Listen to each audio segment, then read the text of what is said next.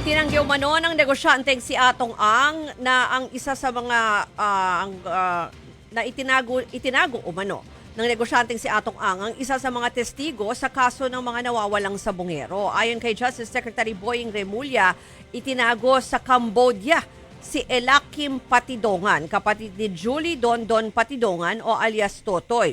Si Atong Ang rin daw ang nagbigay ng peking passport para makaalis si Elakim ng bansa. Wala pang pahayag tungkol dito si Ang, pero una na niyang itinanggi na siya ang mastermind sa pagkawala ng mga sabungero. Matatanda ang hawak na ng PNP ang dalawang kapatid ni alias Totoy na sina Elakim at Jose na itunuturing ngayong missing link sa kaso. Si Elakim ang nakuna ng CCTV na nagwi-withdraw ng pera mula sa account ng isa sa mga sabungero. Ayon kay Remulla, isa sa pinakamahalagang hawak nila ngayon ang testimonya ni Elakim.